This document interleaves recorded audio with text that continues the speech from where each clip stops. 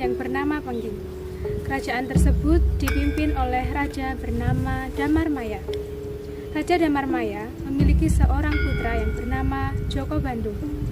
Suatu hari, raja bertanya kepada Joko Bandung, mau sampai kapan dia akan membujang? Joko Bandung pun menjawab kalau sampai hari ini belum ada satupun wanita yang cocok di hatinya, bahkan dari semua gadis yang ada di kerajaan Pengging.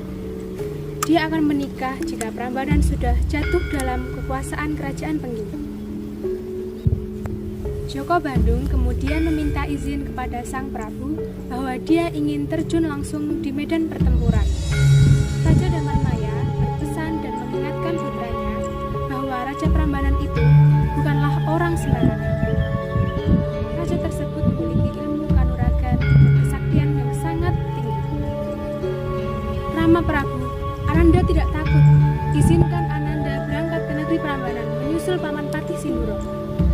Di tengah perbincangan raja dan putranya, tiba-tiba prajurit dari medan perang datang. Prajurit itu memberikan kabar bahwa pasukan kerajaan Pengging telah banyak yang tewas. Mendengar kabar tersebut, sang raja kemudian mengizinkan putranya untuk menyusul prajurit Pengging ke medan pertempuran. Sedangkan di tempat lain, kerajaan Prambanan dikuasai oleh Raja Boko. Tubuhnya tinggi besar, sehingga sebagian orang menganggapnya sebagai turunan raksasa. Namun anehnya, sang Raja Boko memiliki putri yang berparas cantik jelita, bernama Dewi Roro Jonggrang. Berbeda dengan sang ayah, Dewi Roro Jonggrang adalah seorang putri yang lemah gemulai. Namun ada persamaan antara Dewi Roro Jonggrang dengan Joko Bandung, yaitu keduanya sama-sama belum mau menikah pada usianya yang telah dewasa. Suatu hari, sang Raja Boko menemui putrinya dan bertanya, mengapa sang putri tidak segera menikah? Dewi Roro Jonggrang mengungkapkan bahwa dirinya saat ini masih ingin sendiri, sembari menemani sang ayah memerintah kerajaan Prambanan.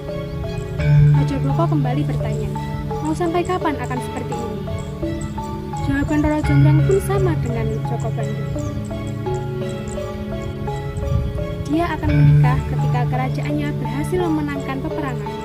Mendengar jawaban dari putrinya, sang Raja Boko pun memanggil senjatanya dan berangkat memimpin pertempuran bersama beberapa pasukan pilihannya. Kekuasaan di istana pun diserahkan kepada Dewi Roro Jonggrang. Dalam tempo waktu yang singkat, Raja Boko sudah sampai di medan pertempuran. Dengan ilmu kanuragannya, dia memukul mundur seluruh pasukan kerajaan Pengging. Sementara itu, dalam perjalanan menuju medan pertempuran, Joko Bandung harus melintasi sebuah hutan angker yang konon katanya bagi siapapun yang berani melewati hutan akan menjadi santapannya. Sang penunggu hutan tersebut bernama Bondowoso. Ketika Joko Bandung sampai di tengah hutan, tiba-tiba sebuah pohon besar roboh di depannya dan menimpa kudanya.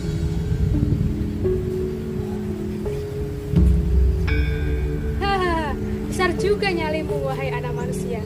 Apakah kau memiliki nyawa rangkap lucu, sehingga kau berani melewati hutan ini? Aku tidak takut dengan setan belang macam dirimu. Maju kau! Joko Bandung dan Bondowoso pun. Ampun, aku mengaku kalah. Jangan bunuh aku. Berani-beraninya kau menghalangi jalanku. Ampunilah aku. Joko Bandung pun bertanya, apa untungnya jika aku mengampunimu? Aku akan mengabdi dan bergabung dengan ragamu. Niscaya kesaktianmu akan berlipat. Kau pun juga akan mampu menguasai semua jin di hutan ini. Joko Bandung pun berpikir sejenak. Baiklah. Joko Bandung setuju dengan penawaran tersebut. Akhirnya, Bondowoso memasuki tubuh Bandung. Sekarang, jiwa dan namaku melekat pada dirimu. Maka, namamu berubah menjadi Bandung Bondowoso.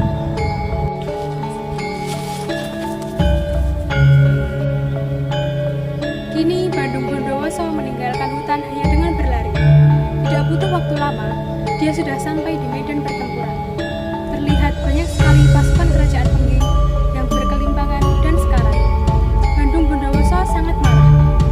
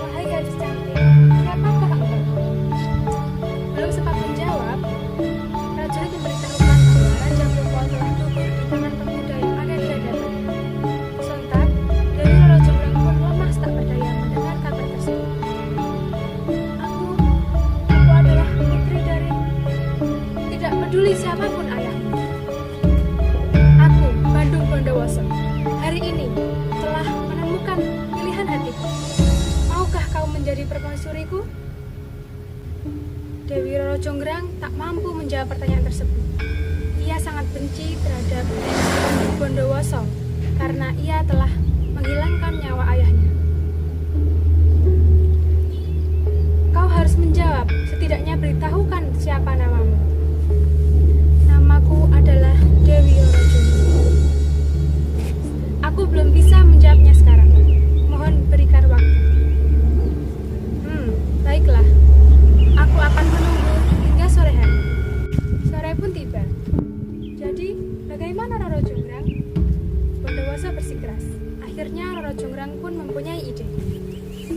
Oke, aku bersedia menjadi istrimu, tapi ada syaratnya. Apa syaratnya? Apakah kamu ingin istana yang besar atau harta yang berlimpah? Bukan, aku ingin dibuatkan 2 sumur dan 1000 candi. 1000? Teriak Bondowoso. Ya, dan candi harus selesai dalam waktu semalam. Malam itu, tanpa pikir panjang, Bandung Bondowoso langsung pergi dan berdiri di depan altar batu kerajaan Prambanan. Kedua tangannya terbentang lebar seraya dia memanggil pasukan jin. Pasukan jin, bantulah aku! Serunya dengan suara menggelegar. Tidak lama kemudian, langit menjadi gelap. Angin menderu. Beberapa saat kemudian, ribuan pasukan jin telah berkumpul di sekitar Bandung Bondowoso. Bantu aku membangun 2 sumur dan 1000 candi dalam waktu semalam, ucap Bondowoso. Mendengar perintah Bandung Bondowoso, seluruh pasukan jin langsung bergerak ke sana kemari untuk menyelesaikan tugasnya masing-masing. Dalam waktu singkat, bangunan candi terdiri dari hampir 1000 batu. Sementara itu, Roro Jonggrang diam-diam memperhatikan dari jauh. Dia khawatir karena dia tahu Bandung Bondowoso dibantu oleh pasukan jin. Roro Jonggrang mencari cara untuk menggagalkan upaya Bandung Bondowoso. Ia berpikir keras. Para dayang kerajaan diperintahkan berkumpul dan ditugaskan untuk mengumpulkan jerami. Beberapa dayang lainnya diperintahkan untuk menumbuk lesung. Akibat dari bunyi lesung yang dipukul membuat ayam jantan di seluruh Prambanan saling berkokok bersahut-sahutan. Secercah warna merah memancar di langit, disertai dengan suara ayam berkokok membuatnya tampak seperti fajar. Pasukan jin mengira itu fajar. Wah, matahari akan terbit. Kita harus segera pergi sebelum tubuh kita terbakar matahari. Para jin itu bergegas meninggalkan tempat itu. Bandung Bondowoso heran melihat pasukan jin panik. Seketika itu juga, ribuan jin yang mengerjakan candi ketakutan dan berlarian meninggalkan pekerjaannya. Padahal masih kurang 1 candi yang belum selesai. Bandung Bondowoso pun tak habis pikir, mengapa fajar begitu cepat datang. Dia pun merasa aneh dengan sinar fajar merah di ufuk timur itu. Dengan kesaktiannya, Bandung Bondowoso terbang menuju tempat cahaya itu. Bandung Bondowoso menemukan para pemuda yang sedang membakar kayu dan tumpukan jerami. Salah satu pemuda menjelaskan bahwa mereka hanya menjalankan perintah dari Dewi Roro Jonggrang. Mendengar jawaban dari pemuda tersebut, amarahnya memuncak. Bandung Bondowoso mengimbaskan tangannya. Seketika tempat itu, porak-poranda dan para pemuda terkapar ke segala arah. Akhirnya, Bandung Bondowoso menuju bangunan candi yang belum selesai dibangun tersebut. Namun sayangnya, saat itu hari sudah benar-benar pagi. Sudahlah Raden. Raden jelas tidak mampu memenuhi permintaanku. Maka, cukup. Aku tahu ini adalah perbuatanmu, Jonggrang. Raden ini seorang kesatria. Seorang kesatria harus mampu memegang teguh janjinya. Sekarang hari sudah benar-benar pagi. Matahari sudah menampakkan sinarnya. Dan Raden tidak mampu memenuhi syarat untuk membuatkanku 1000 candi.